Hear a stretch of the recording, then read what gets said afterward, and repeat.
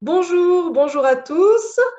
Bonjour Elisabeth, parce qu'aujourd'hui, j'ai l'honneur d'accueillir Elisabeth Corrévon pour son livre. Bonjour Elisabeth. Bonjour Marie-Élise, bonjour à tous. Voilà, son livre qui s'intitule Guérisseur de l'invisible. Elisabeth Corrévon, et c'est en édition Très Daniel, hein. Tout à Donc, fait, très Daniel Exergue. Très Daniel Exergue. Guérisseur de l'invisible, entité, âmes errantes, passeur d'âme. Elisabeth Corrévon, qui entre autres est passeuse d'âme, mais aussi énergéticienne holistique, premièrement, hein, et recoordinatrice émotionnelle, hein. Tu es créatrice également de formation, auteure et conférencière. Actuellement, tu vis dans le Sud et tu fais pas mal de consultations en visio, hein, à l'international, en français, mais en d'autres langues possibles également, avec traduction. Exactement, parce que la langue du cœur n'a pas de frontières. Voilà.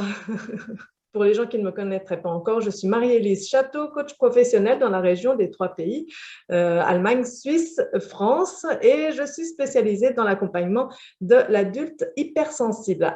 Elisabeth, je te félicite d'abord pour tout ce que tu as fait et pour cet aboutissement. On peut dire que c'est un aboutissement sans doute de 5 ans de travail ou combien d'années?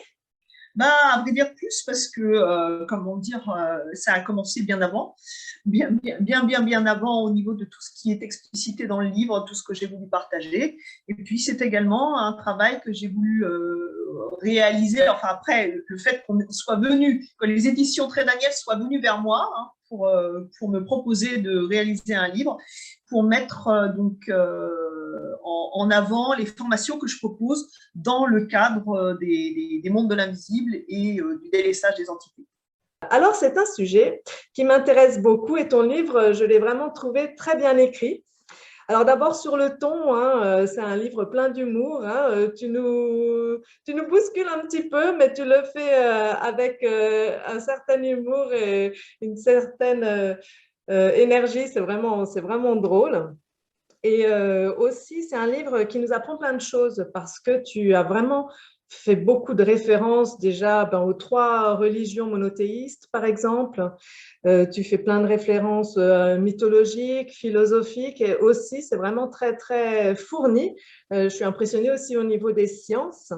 Et ensuite, c'est aussi un livre très pratique parce que tu donnes plein de choses pratiques à faire, notamment au niveau des chakras.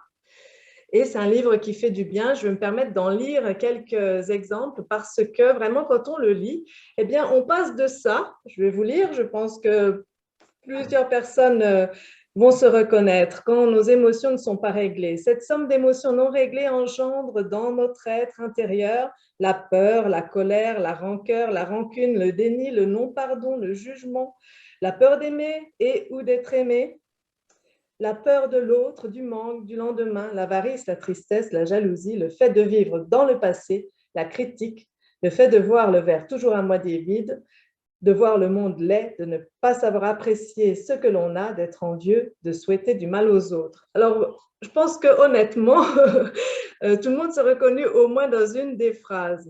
Eh bien, en lisant ce livre, ton livre, ça nous permet de sortir de ça justement pour aller planter d'autres graines et pour arriver vers ces petites graines de lumière, de joie, de rire, de tendresse, d'indulgence, de compassion, de non-jugement, d'amitié, de fraternité, de bienveillance, de charité, de non-violence. Sont un cri du cœur, un chant d'amour universel qui, si nous le désirons ardemment, peut devenir notre nouvel inconscient collectif, à condition que chacun d'entre nous cultive ce nouveau paradigme avec pour ultime bannière, la conscience du cœur. Celle-ci est l'acceptation de ce qui nous constitue, de ce que nous sommes, avec notre part d'ombre et notre part de lumière. Merci, merci Elisabeth pour ces mots. Vraiment, pour moi, c'est un livre effectivement qui fait du bien, qui vous met qui vous permet d'aller du côté de la lumière. Est-ce que tu veux nous en dire un peu plus sur ce changement de paradigme que tu dis que tu vois, que tu décèles un peu? C'est quoi pour toi ce changement de paradigme? C'est c'est aller vers quelque chose de mieux, de meilleur. Alors attention, ça ne veut pas dire que le monde dans lequel nous vivons depuis des décennies, des centaines d'années n'est pas un monde bon. Hein. Il y a des personnes qui sont merveilleusement bonnes dans la vie et d'autres, malheureusement, qui ne sont pas forcément encore dans cette capacité d'accueillir l'amour ou de le donner, hein, parce que tellement en souffrance, de façon inconsciente, que bah, voilà, ça les plombe. Hein. C'est ni plus ni moins ça. Mais qu'est-ce qui va se passer là? Bah, il y a énormément de gens qui s'éveillent. Alors, qu'est-ce que c'est l'éveil, hein? C'est juste avoir un champ de perception plus large, d'avoir envie de ne pas regarder ce qui vient à nous juste sous un seul angle, mais d'avoir envie de regarder sous différents angles. Parce que ça nous permet de voir les choses autrement. Hein. C'est comme quand quelqu'un est au sol et quelqu'un qui est en altitude, on ne va pas avoir du tout la même perception, la même optique des choses. Et c'est exactement ça. Ce qui est en train de se passer actuellement, bah, c'est un bouleversement hein, qui est planétaire. Hein. Nous sommes en train de terminer un monde et nous sommes en train de passer dans un autre. Hein. C'est un schéma hein, qui se répète depuis la nuit des temps, c'est l'évolution, c'est comme ça. On voit qu'à un moment donné, vous savez, c'est comme dans la vie, hein, quand on a un clash, ou quand on est au niveau des saisons, on sent qu'on est en hiver, hein, dans la réalisation de quelque chose, on va toucher le fond de la piscine, si je puis dire, hein, quand on se noie, et on va mettre un grand coup de pied, et on va remonter, tout de suite à la surface et on va partir. Et la sève, elle va nous prendre, on va partir sur quelque chose de nouveau, de neuf, qui va nous porter, nous emporter.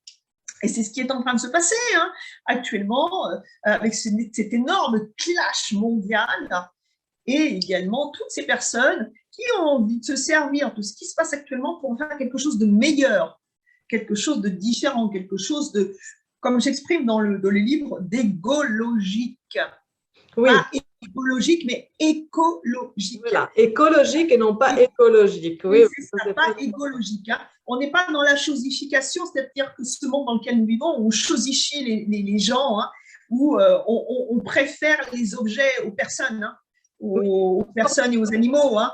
Oui, voilà, on est dans cette espèce de consumérisme où on nous vend du superflu en nous faisant croire que c'est indispensable. Et c'est pourquoi nous nous essoufflons, hein, nous nous perdons au travail, dans une vie qui n'a pas de sens, où nous sommes tout le temps en train de bosser comme des acharnés, pour 2 fois dans la semaine, 2 jours dans la semaine, pouvoir se payer un peu d'oxygène, de sortie, des trucs comme ça. Et la plupart du temps, des choses dont on n'a absolument pas besoin pour être heureux, mais c'est ce qu'on croit. On croit qu'il faut aimer les choses, s'identifier aux possessions que nous avons. Et pour ça, afin d'y parvenir, eh ben, on va se servir des gens pour aimer les choses. Et c'est en train de changer, ça. Alors, je ne dis pas tout le monde, attention, hein, il y a encore des gens qui sont complètement englués dans la matière, ils sont contents, ils aiment ça, et puis ça leur va très très bien. Et tant mieux, hein, c'est tant mieux pour eux, hein, tout va bien. Mais pour ceux qui commencent à comprendre qu'il faut peut-être un peu se détacher de tout ça, hein, ça ne veut pas dire terminer en pagne sous un arbre avec un bol dans la main comme Bouddha, on est bien d'accord, la place est déjà prise, hein, c'était Bouddha, donc on n'a pas besoin de prendre la place. Mais tout ça pour dire, changement de paradigme, c'est peut-être revenir un petit peu aux valeurs, la nature, la bienveillance, justement la fraternité, la compassion, se mettre à la place de l'autre, comprendre que l'autre peut être malheureux. Pourquoi est-ce qu'il est malheureux? Pourquoi est-ce qu'il est en souffrance? Pourquoi est-ce qu'il est, à vrai dire, désagréable, voire même con? Ben oui, tout ça, ça n'arrive pas de façon anodine. Il y a forcément quelque chose derrière, quelque chose d'émotionnel, quelque chose qui traite aussi de cette sensibilité ou cette hypersensibilité, des choses qu'on se refuse à soi-même, qui sont complètement enfouies dans le déni et qui ressurgissent à un moment donné, qui font que d'un seul coup, on va ressentir qu'on est hypersensible des choses qui nous étaient interdites avant, qu'on s'interdisait à soi-même. Puis d'un seul coup, ça va se révéler et là, ça devient extraordinaire. Donc, c'est ça, ce changement de paradigme, c'est aller vers quelque chose de mieux, tout simplement. Oui, aller plus vers l'écoute de son âme, finalement, tu vas nous en parler de l'âme. Et puis, il y a des côtés très pratiques avec les personnes qui sont intéressées par tout ce que tu écris sur le chakra. Moi, j'ai compris pas mal de choses qui pour moi restaient floues, vraiment en lisant ton livre. Et notamment, alors, les âmes, qu'est-ce que c'est? Qu'est-ce qui se passe là avec les âmes? Quand est-ce qu'elles s'incarnent? On doit venir plusieurs fois sur la Terre pour changer les choses. Il y a plusieurs plans. Est-ce que tu veux nous en dire quelques mots? Mhm. Alors, qu'est-ce que c'est qu'une âme, hein? C'est simple, hein. Nous sommes constitués, nous, de matière et d'énergie. Quand on observe un corps, hein, actuellement, avec la science moderne, hein, la science actuelle, c'est-à-dire tout ce qui remet, tout ce qui a été trouvé jusqu'à présent, qui remet en question tout ça. Hein. Au niveau de la science, quand on ne comprend pas quelque chose, on le balance, on le met de côté. Donc, ça n'est pas prouvé scientifiquement parce que, bon, bah, certains scientifiques, il faut bien le dire, hein, s'ils ne sont pas prêts à accepter ce pourquoi ils ont été formatés, ils le mettent de côté, ils ne veulent pas en entendre parler. Et comme on pense que la science a toujours le dernier mot, a toujours raison sur tout, le problème, c'est que la science est déjà dépassée. Et à chaque fois que quelque chose est trouvé, il y a déjà autre chose qui sort, qui vient nous bousculer les neurones, mais pas que. Également les énergies. Hein. Nous sommes des êtres nous sommes faits de matière. Quand on regarde la façon dont on est fait avec un microscope subatomique, on va se rendre compte que nous sommes faits de particules, de molécules, d'atomes. Ces atomes sont réalisés avec un noyau central, un noyau d'énergie qui éclate, qui disperse son énergie. Alors, ce n'est pas avec des petites choses qui gravitent autour, hein, c'est juste l'énergie condensée. Et ces atomes, ils tournent tous les uns autour des autres à une vitesse fulgurante. Et c'est cette danse perpétuelle des atomes qui crée la matière. Mais lorsqu'on regarde comment est constitué un corps, on va s'apercevoir qu'il est fait de 99% d'espace, de vide. Ce vide est constitué de 100% d'énergie, de messages fréquentiels, de fréquences. Ce n'est que de l'information, que de l'information. Et notre âme, c'est de l'énergie pure constituée de 100% d'information. Cette information, c'est celle que nous allons glaner au fur et à mesure que les vies vont passer, au fur et à mesure que nous allons expérimenter, avancer dans la vie, apprendre avec le pire, apprendre avec le meilleur. Nous allons tout être. Nous allons être des gens extraordinaires, comme les pires des salauds de la planète. Nous allons être richissimes, nous allons être des mendiants, nous allons être des bonnes sœurs, nous allons être des putains. On va tout être. C'est pourquoi le jugement, c'est un peu limite. On a tout été. On a fait le pire du pire du pire. Donc, juger l'autre n'a aucun intérêt. Et au moment, dans cette vie ou dans les autres, au moment de quitter l'enveloppe de matière, qui est un véhicule que nous choisissons pour nous déplacer sur Terre, dans la matière. C'est comme si vous partiez en vacances, vous allez faire le désert, vous n'allez pas prendre une C3 plurielle pour pouvoir faire le désert. Vous allez prendre un 4x4. Le véhicule est adapté. Et un jour, comme pour les voitures, eh bien quand le véhicule il est endommagé, qu'il est vieilli, qu'il a vieilli, qu'il est tombé en panne ou carrément HS, on le met à la fourrière et on va en prendre un autre. C'est exactement ce qui se passe dans notre schéma incarnatoire quand on quitte cette vie. Si nous n'avons pas encore réussi à nous défaire, nous délester de la batterie de casserole que nous trimballons de vie en vie, c'est-à-dire toutes ces passions qui nous limitent. Alors quand je dis passion, c'est pas le cinoche, le théâtre, l'opéra, la sculpture, c'est pas ça les passions. Les passions, ça va être quoi? Ça va être la colère, ça va être notre façon de ne pas pardonner, notre façon de juger systématiquement l'autre, notre façon de ne pas être charitable, notre façon de critiquer ouvertement, enfin, tout ce qui nous plombe, à vrai dire, tout ce qui nous ramène dans la matière de façon brutale, qui abaisse notre fréquence, qui nous fait devenir lourd, pesant, pour nous, mais pour les autres. Bien tout ça, lorsque nous dégageons, que l'énergie de notre âme se dégage du corps lorsqu'il est HS. Quand il est mort, quoi, quand on meurt. Quand il est mort, et bien qu'est-ce qui se passe? Cette énergie, elle a cette âme que nous avons, est ce qu'on appelle une carte mémoire mère. Et cette carte mémoire mère, elle est remplie de tout ce que nous avons vécu.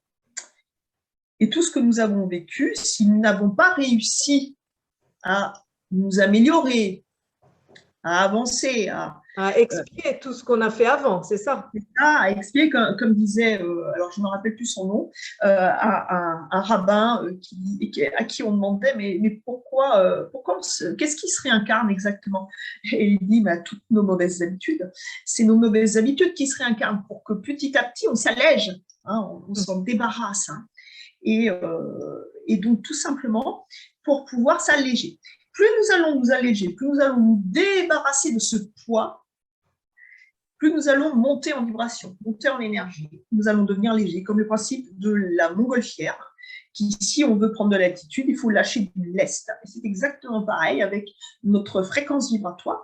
Et cette fréquence vibratoire, elle est directement reliée à notre schéma chakrique, notre colonne d'énergie avec donc ces axes énergétiques qui sont logés donc, tout le long de notre colonne vertébrale. Pour les 7 principaux, nous en avons des centaines des chakras. Mais ces 7-là principaux, pourquoi ils sont logés le long de notre colonne vertébrale? Parce qu'ils sont reliés à nos organes vitaux, ils sont reliés à notre système, comment dirais-je, glandulaire, pardon, ça arrive. Ils sont donc reliés de façon énergétique, comme un tableau de bord électrique, comme vous avez chez vous dans votre maison ou dans votre appartement. Et si l'énergie ne veut pas circuler correctement, c'est pareil pour tout ce qui est électrique chez vous, Wi-Fi, mobile, tout ce que vous voulez. Si le courant est trop faible, ça ne chargera pas vos appareils. Si le courant est trop fort, ça les fera imploser. C'est exactement ce qui se passe avec notre corps. Et ces chakras, donc, sont également le siège d'émotions qui leur sont propres. Et quand ça coince à un endroit, ça va d'autant plus intensifier ces fameuses passions. Ça ne va pas les inventer, ça ne va pas les créer, ça va juste les révéler, les mettre à la lumière au grand jour. Et quand on n'est donc pas en phase avec soi-même, quand on est en mode vibratoire brouillé intérieurement, eh bien, à vrai dire, c'est le schéma vibratoire de ce qui ne va pas à l'intérieur, c'est le reflet de ce qui ne va pas autour de vous. Ça vibre toujours de l'intérieur vers l'extérieur. Donc, si vous faites le schéma de ce qui ne va pas dans votre vie, c'est exactement le schéma de ce qui ne circule pas correctement à l'intérieur de vous. Et bien entendu, quand les âmes viennent se coller à nous, elles viennent pour brouiller ce schéma fréquentiel, ce biochamp hein, qui est notre corps. Hein, nous sommes des planètes, nous sommes des planètes. Et ces planètes-là, elles ne peuvent plus prétendre à se développer de façon écologique. Et ça commence à devenir, comme la Terre, égologique. Donc, la faune, la flore, tout va disparaître, tout est en train d'être, on va dire, exterminé par des microbes qui, à vrai dire, qui détruisons tout sur notre passage. Et c'est pareil à l'intérieur de nous. Quand nous laissons ces ondes nous spolier, nous voler notre énergie, elles viennent également détruire notre microcosme intérieur et cette façon extraordinaire que les planètes ont de pouvoir s'autosuffire de façon merveilleuse et on se détruit. Et en se détruisant, on détruit l'autre parce que quand on n'est pas bien soi-même, on n'a pas envie que l'autre soit bien, hein. Pas du tout, mais inconsciemment, bien sûr. D'accord, donc tu nous compares aux planètes, oui, je comprends, je vois l'analogie. Justement, à propos des chakras, là, tu as pas mal d'exercices pratiques pour justement réharmoniser tout ça. Hein. C'est ce que tu fais aussi en pratique avec les gens qui viennent te voir en cabinet. C'est ça. En partie. Hein. Et donc, il y a vraiment pas mal de choses à lire et à comprendre, surtout aussi au niveau des chakras, peut-être plus pratique pour les gens. Mais si vous êtes intéressé par tout ça, par l'âme, les âmes, le processus, en fait, j'appellerais ça les différents plans, on va en parler un peu plus amplement. Je veux parler avec toi d'exemples concrets, justement, peut-être pour comprendre un petit peu ces âmes, ce qu'elles font. Parce que moi, j'avais pas mal de questions. Notamment, je suis tombée, alors c'est peut-être une fake news, hein, je suis tombée sur une fois quelque chose qui m'a interpellée.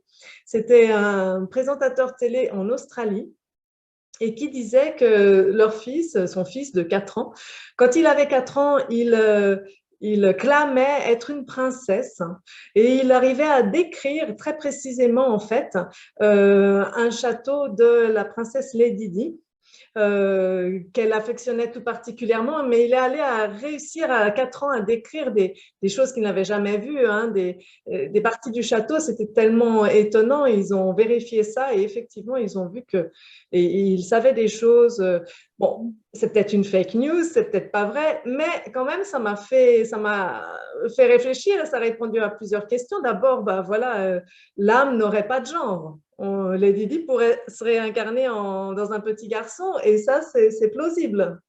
Tu vas pouvoir me Alors, oui, alors, donc déjà, oui, oui, bien sûr, au niveau de la transmigration, hein, il n'y a pas de, il y a pas de genre. Hein, et justement, pourquoi est-ce qu'il n'y a pas de genre? C'est parce qu'il faut qu'on ait justement, qu'on étudie tous les genres pour pouvoir progresser. Hein. Si on était que dans des réincarnations d'hommes ou de femmes, il nous manquerait une dimension. Et l'homosexualité également, hein, le transgenre, on a tout expérimenté. Hein. Donc ça, il faut déjà être clair avec ça. Hein. Les genres, les religions, les couleurs de peau, les langues, tout, on a tout expérimenté. Hein. C'est ce qui nous rend justement plus éveillés hein, à un moment donné, quand on commence à prendre conscience que, voilà, que tout ça, c'est une seule et même énergie. Quand on commence à penser ça, on commence un peu à grandir. Donc, ça, c'est bien. D'accord. Donc, voilà. Et alors, pour ce qui est de la transmigration, hein, ça ne se, en général, c'est pas aussi rapide. Hein, il faut bien comprendre. Hein, il y a quand même il y a un temps pour tout, hein, il y a un temps pour chaque chose. Par contre, ce qui est certain, c'est que cet enfant, comme bon nombre, hein, a certainement vécu dans cet endroit. Il faut bien comprendre que le château, il n'a pas été construit à l'époque de Lady Di. Hein. Donc, en l'occurrence, au vu de la collection de demeures qu'il possède dans la famille.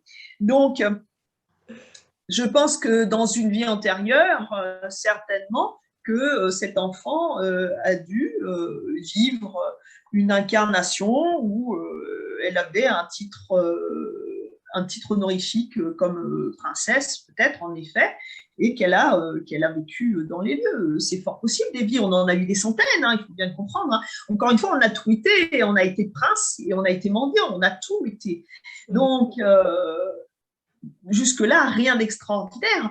Il y a énormément de personnes qui vont d'un seul coup se mettre à parler une langue qu'ils n'ont jamais parlé, des langues perdues, ou c'est des choses incroyables qui se passent. Ben oui, pourquoi? Parce que d'un seul coup, ça peut revenir, d'un seul coup, hop là, c'est incroyable, c'est incroyable. Et quand on travaille même avec les âmes, elles peuvent se communiquer à nous ou aux autres en passant par un corps, tout simplement, et la personne qui va, comment dirais-je, se communiquer aux autres par le biais de l'âme, va d'un seul coup se mettre à parler une langue étrangère, sans aucune difficulté. Ok, ok. Mais moi, je l'ai jamais vécu quand même, mais bon, c'est vrai que j'en ai déjà entendu parler. Et tu veux dire que le fait que ce soit trop proche en temps et loin en espace, c'est ça, le fait que ce soit l'Australie, c'est ça qui est difficile. Non, c'est pas l'espace, c'est le détachement de l'âme par rapport à la matière. Je l'explique d'ailleurs très clairement hein, dans le livre. Hein, ça peut prendre très longtemps hein, avant que l'âme se détache du corps. Plus nous serons dans la matière, plus nous serons dans les passions terrestres, les passions matérielles, et plus nous aurons de mal à nous détacher. C'est pourquoi les âmes sont en errance, hein, qu'elles sont dans les plans parallèles et voire dans le bas astral. En ce qui concerne Lady Di, c'était une femme qui était plutôt ouverte, mais elle n'était pas que lumière, elle était aussi ombre. Hein. On est tous ombre et lumière, et c'est une obligation. Pourquoi? Parce que si nous n'étions que lumière, nous n'aurions aucun objet de comparaison. Nous ne saurions pas ce qu'est l'ombre. Et l'ombre est absolument nécessaire pour comprendre ce qu'est la lumière et vice-versa. Et après, pour pouvoir mettre de la lumière dans les zones d'ombre. Et c'est comme ça qu'on grandit petit à petit. D'accord, oui. Pour moi, c'est presque même étonnant d'imaginer que Lady Di, avec tout ce qu'elle a fait, elle n'aille pas directement dans les plans supérieurs, parce que c'est ça le but ultime, ne plus revenir sur Terre pour, n'est-ce pas, atteindre les plans supérieurs. Mais possiblement, mais elle ne l'a peut-être pas fait. Si tu préfères, il faut bien comprendre c'est que déjà, si elle ne revient pas, donc ça ne peut pas être l'enfant en question, Et si elle est montée toute seule, donc possiblement, elle ne reviendra pas. Mais comment dire, si elle est montée rapidement par le biais de tout l'amour qu'on lui a porté quand elle est décédée, et c'était mondial, ça c'est sûr que ça l'a aidé à monter très rapidement. Mais ce qu'il faut comprendre, c'est qu'une fois qu'on est récupéré là-haut, on est retapé. Hein. Il faut bien comprendre que Lady Di, elle n'a quand même pas terminé en mourant dans son sommeil. Hein. Elle a été légèrement accidentée. Donc tout ça, il faut que après que ce soit remis en place. Hein. Quand on arrive dans les plans sup au premier niveau, eh bien, on est pris en charge par le corps médical, par des personnes qui vont vraiment s'occuper de nous, nous taper, nous remettre en super forme pour pouvoir après faire un break. Hein. On va faire un break là-haut qui peut durer des mois, des années, des dizaines d'années. Et puis après, gentiment, on va commencer à se dire, bon, bah, c'est pas le tout, c'est pas que je m'ennuie, mais il va falloir que je me reprépare un petit plan réincarnatoire parce que je n'ai pas fini d'expérimenter, je n'ai pas fini d'évoluer. Et même dans les plans parallèles, dans les plans inférieurs, nous continuons d'expier et d'évoluer. Et quand on arrive au plan supérieur, qu'est-ce qui se passe du coup? Tu veux dire définitivement? Oui, oui. Ah bah, on continue d'évoluer, mais là-haut. D'accord. Et oui, c'est une. À vrai dire, nous ne cessons d'apprendre et d'évoluer. D'accord, ok. Mais là, on n'a pas beaucoup d'infos quand même. Alors, bah, c'est-à-dire que après, là-haut, si tu préfères, si, on va avoir des infos quand on est connecté, quand on fait ce qu'on appelle maintenant du channeling, on est connecté avec nos anges gardiens, maîtres ascensionnés, tous les archanges, toutes ces personnes. Eh bien, il faut bien comprendre que petit à petit, elles ont monté, elles aussi, des échelons. Elles sont missionnées, elles doivent remplir des missions pour pouvoir après comme nous sur Terre, quand nos guides veillent sur nous, sont là pour subtilement nous mener vers notre propre réussite spirituelle, bien entendu, eh bien, quand elles réussissent, quand nous nous éveillons, quand nous devenons meilleurs, quand nous devenons le changement que nous voulons voir dans le monde, eh bien, ça leur permet de gagner des points, ils montent des échelons. Et c'est pareil, sauf que là, nous sommes dans une ascension de l'éternité. Nous ne cesserons jamais d'évoluer pour devenir de plus en plus la meilleure part de nous-mêmes, la meilleure version, pour devenir à un moment donné de l'amour dans toute sa splendeur, que de l'amour. Ok, bah c'est très intéressant.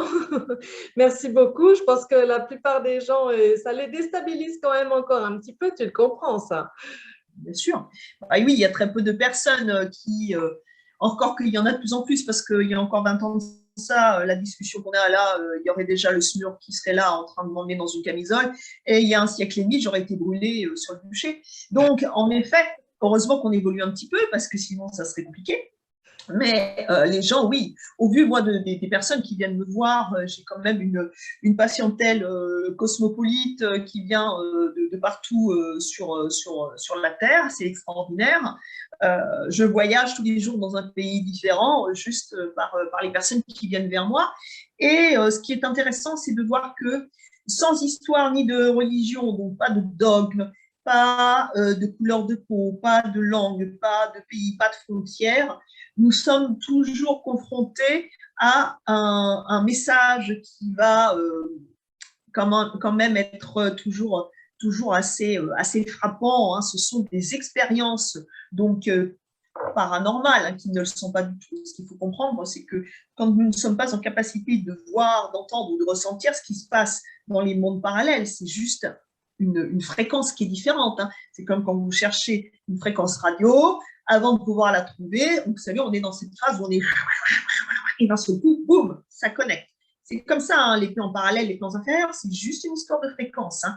Et quand ces personnes vivent des expériences, des épisodes, on va dire, où la fréquence est connectée avec celle de l'âme ou des âmes qui seront dans les plans parallèles des plans inférieurs, voire des plans supérieurs, eh bien là, il se passe des choses, bien sûr, et c'est très, très intéressant parce que moi, j'ai tellement de retours de personnes qui m'expliquent tellement de choses extraordinaires que, également, moi, j'ai pu vivre à mon niveau aussi des choses. Et puis là, il y a en effet hein, comment dire, tout ça, ça se vérifie, ça se reconnecte, c'est extraordinaire, mais vraiment sans l'ombre d'un problème de frontières, de langue, de religion, de couleur de peau, c'est extraordinaire. Ok, bah c'est très intéressant, merci beaucoup. Je vais finir sur quelque chose qui me, un peu de mon histoire à moi, et t'en parles à un moment, c'est que bon, les sciences, oui, elles vont, le jour où les sciences vont essayer de comprendre tout ça, elles vont faire un progrès, je ne sais plus qui a dit quelque chose comme ça. Tesla, Nikola Tesla. Nikola Tesla, bah, oui, Nikola Tesla, qui n'a rien à voir avec la voiture quand même. Hein. Non, mais c'est une bonne référence. Oui, oui. Et oui, ça c'est sûr. Et du coup, oui, ça me fait penser, et tu as parlé aussi à un moment dans ton livre, que je vais aussi remontrer, que de plus en plus, on sent qu'on évolue, qu'on arrive vers ce paradigme, parce que par exemple dans les hôpitaux, on n'anesthésie plus forcément avec des produits chimiques, on va dire, mais qu'on fait plutôt de plus en plus appel aux médecines parallèles. Et justement, mon vécu, c'est pour ça aussi, je me permets de t'interviewer parce que quand j'avais 12 ans, ma meilleure amie, sa maman était anesthésiste. Donc à la fois très cartésienne, très dans notre monde, mais elle m'avait passé des messages que je ne comprenais pas du tout. Elle m'avait dit que, mais Marie-Élise, c'est toi qui a choisi ta famille. Ça a l'air de dire, pourquoi tu as choisi cette famille-là? Et elle me disait des trucs comme ça et ça m'interpellait, mais je posais pas beaucoup plus de questions parce que je sentais que j'allais me brûler les doigts. Hein. Ce n'était pas du tout du goût de ma famille. Justement, on n'allait pas non plus de ce côté-là. Bien qu'on a eu, hein, ma grand-mère elle soignait les gens. Hein. Donc en fait, c'était plutôt du refoulement. Ouais, comme toujours. Et du coup, je me suis dit, les anesthésistes, quand même, c'est cette branche-là de la science de la médecine, est-ce que quand même, ils n'apprennent pas justement que quand ils endorment les gens, l'âme sort du corps un petit peu pour être surélevée? Je ne sais pas. Ça, c'est quand même connu finalement par la science. Ah oui, tout à fait, tu as raison. Hein. Bah, il y a Charbonnier qui parle énormément de ça, le professeur Charbonnier. Hein, c'est quand même pas un oignon.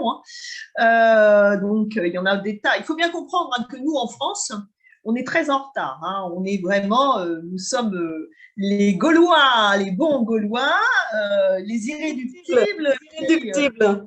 Voilà, les irréductibles. Hein. Nous, on est très poussiéreux en France, hein, très poussiéreux. On reste accrochés comme des vermiques à un rocher à notre passé. Donc, l'histoire de France est extraordinaire, mais à un moment donné, il faut un petit peu lâcher le code Napoléon, que j'adorais, hein, mais il faut un petit peu dépoussiérer tout ça. Hein. Heureusement qu'il y a des personnes qui s'ouvrent. Ce qui est surtout gravissime en France, c'est que la plupart de nos médecins, de nos spécialistes, sont complètement fermés, c'est-à-dire qu'ils restent, comment dirais-je, complètement dans une posture fermée, de Descartes, des trucs, mais qui sont vicieux, qui sont poussiéreux, qui sont complètement, mais plus du tout d'actualité, avec des gens qui, à l'époque, déjà étaient fermés eux-mêmes, encore que Descartes, hein, quand on dit qu'on est cartésien, attention, la plupart des gens ils disent « moi je suis cartésien », ils ne savent même pas qui est Descartes. Hein. Et donc, ça fait déjà rire. Et puis, en sachant que Descartes, en plus, c'était un homme très croyant, qui donc croyait vraiment en Dieu. Donc, pas du tout comme on pourrait le penser en disant, moi, je ne crois ni en Dieu, je ne crois qu'en la science, je suis cartésien. Donc, déjà, vous êtes complètement à côté. Et par contre, c'était une autre époque. C'était une époque où on pensait même que les animaux n'avaient pas de conscience, n'avaient pas de sensibilité. Et quand on pratiquait la vivisection, eh bien, quand on les ouvrait vivants, eh bien, quand ils couinaient, ben, c'était pas grave, c'était pas plus, pas moins qu'une chaise qui couinait. Voilà. C'est intéressant quand même. Vous voyez. Donc, heureusement que maintenant, je pense que la plupart des gens ont compris quand même qu'un animal, c'était un peu plus qu'une chaise. Donc voilà, et ça ne fait pas d'ailleurs très longtemps qu'il n'est plus dans la catégorie des meubles, le meublant. Hein. C'est intéressant quand même, ça ne fait pas très longtemps. Hein. Donc ça y est, maintenant on a quand même compris des trucs au XXIe siècle, on est quand même très bon, je trouve. Hein. Et donc, pour ce qui est de la France, en effet, on nous bloque au niveau des médecines alternatives, des médecines parallèles. Quand vous partez partout dans le restant du monde, c'est ouvert. Aux États-Unis, dans les grands hôpitaux, vous ne verrez pas un bloc-op sans quelqu'un pour vous faire, donc proposer bien sûr, de vous faire comment dirais-je, une séance d'hypnose pour remplacer donc les produits qu'on vous injecte pour vous endormir. Il y aura un énergéticien, une personne comme moi dans le bloc-op, parce que pourquoi? Quand la personne est anesthésiée, eh bien, son âme se dégage du corps, elle va migrer et elle fait également ce qu'on appelle des expériences de mort imminente, où elle se retrouve donc au-dessus de son corps. Elle va aller visiter, elle va explorer. Mais si elle part trop loin, eh bien, s'il n'y a pas d'énergéticien dans les lieux, possiblement, elle n'aura pas l'occasion de revenir suffisamment tôt dans le corps. Et c'est pour ça qu'il y a des morts avérées donc pendant ce genre d'opération. Il y aura également des barreurs de feu pour les grands brûlés. Pour l'intuition, moi je suis également barreur. Donc, qu'est-ce que c'est le barreur? Et là, il va permettre d'atténuer au bout de 20 minutes les souffrances de la brûlure, quelle qu'elle soit, et il va permettre une cicatrisation plus rapide et quasiment voire sans cicatrice aucune.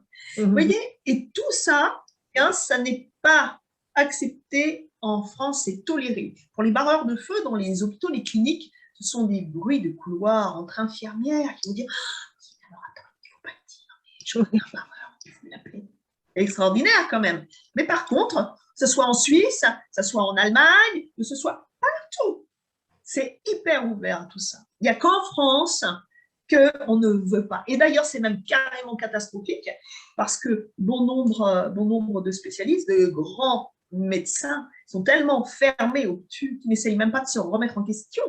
Oui, c'est un peu difficile, c'est sûr. Oui, oui. Ben, ça, c'est de l'égologie, pour le coup. C'est de l'égologie et l'allopathie, quelle merveille! Les bons petits médicaments qui font bien marcher les laboratoires, parce que c'est vrai qu'ils en ont quand même besoin, quand même, je ne parlerai pas d'un certain laboratoire ni de quoi que ce soit, à 1 000 € par seconde, skling, par seconde, skling, c'est bon quand même, c'est juste. Et puis nous, on est contents parce que la France, c'est aussi le premier pays où on vend le plus de neuroleptiques, de somnifères, de tous ces trucs, et des trucs pour aussi la digestion. Merveilleux, on est bien en France, on est en bonne santé quand même. Qu'est-ce qu'on aime ça, les médocs, c'est super. Ok, bon, ben, je ne pensais pas te lancer là-dessus, mais c'est vrai qu'avec ta vision globale, en fait, on va dire globale, vraiment du globe, ben oui, tu commences à percevoir tout ça. Et puis, bon, ça ne m'étonne pas du tout non plus. De mon petit point de vue de personne qui a voyagé aussi, c'est sûr que c'est différent. Et j'ai d'ailleurs, oui, remarqué bien ça pour mettre au monde mes filles. En Suisse, c'est vrai que c'était différent déjà, ne serait-ce que par… bon, j'ai été contente de la voir, la péridurale, mais c'est vrai qu'elle n'était pas systématique et qu'on fait d'autres choses avant pour éviter pour une femme qui pourrait faire sans, effectivement. Ok. Bien sûr, bien sûr. Et ce qui est intéressant, si je peux juste me permettre, tout à l'heure, tu parlais de paradigme, et comment dire, quand on change de pays, on change de paradigme. L'énergie n'est pas la même. On passe les frontières, on va ressentir que la densité de l'énergie n'est pas la même. Oui. Moi, c'est intéressant aussi. Tu sais que je suis frontalière et que je passe de France en Suisse en passant par l'Allemagne en plus, mais c'est vrai que quand j'arrive en Suisse, j'ai quelque chose qui s'ouvre, je le sens. Après, quand j'ai vécu en Suisse longtemps, je veux pas, c'était aussi trop quelque chose m'a enfermée aussi. C'est aussi le fait d'être longtemps dans un pays, mais c'est ça. Mais après, il y a une énergie qui est différente dans des pays, les pays différents, des énergies différentes. Pourquoi? Des cultures différentes, un dogme différent, des superstitions qui ne sont pas les mêmes. Ça change là cette espèce d'égrégore. Vous savez, on parle de ces mémoires akashiques, et elles sont là. C'est juste une bibliothèque interplanétaire, universelle de toutes nos mémoires et de tout le savoir de l'humanité depuis la nuit des temps, incarné, désincarné. Et ça plane dans l'air. C'est juste un endroit où notre cerveau va pêcher des informations. Hein. Encore une fois, hein, la conscience n'est pas dans le cerveau, absolument pas, c'est juste un émetteur-récepteur. Il n'y a absolument rien là-dedans qui va nous amener à la conscience. La conscience, elle est dans le cœur, hein, et ce cœur, c'est lui qui émet. Et si nous sommes trop dans le mental, nous n'allons pas émettre du tout la même chose que si nous sommes dans le cœur. Ça ne veut pas dire qu'il faut être con pour être dans le cœur ou qu'il faut être super intelligent pour ne pas être dans le cœur. Hein. Il ne faut pas mélanger l'intelligence, car l'intelligence a deux axes. Il y a l'intelligence cérébrale qui n'en est pas une et l'intelligence émotionnelle qui fait toute la différence. Et quand on a les deux dimensions, alors là, on commence à être bien. Ok, ben écoute, super, on va se quitter sur ces derniers mots, sur l'intelligence émotionnelle, ça me plaît bien. Je te remercie beaucoup, Elisabeth. Merci à toi, Marie-Élise, merci à vous. Oui, et je remontre ton livre, hein. Guérisseur de l'invisible, entité amérante, passeur d'âme. Vraiment, si vous voulez tout savoir, toutes les questions que vous vous posez justement sur qui sont ces amérantes, qu'est-ce que c'est que l'âme, eh bien, vous pouvez vraiment, je vous invite vraiment à lire ce livre parce que vous allez avoir sans doute toutes vos réponses. Merci, Elisabeth. Merci. Et je te dis à bientôt. Hein. À très bientôt. Merci. Merci à vous aussi. À bientôt. Au revoir. N'oubliez pas de vous abonner à ma chaîne, bien sûr, et de liker. Bien liké. Voilà. Qui vous plaise. Je vais mettre aussi tes coordonnées et où on peut te trouver. Et voilà. Super. C'est intéressant pour te contacter. Au revoir. Au revoir.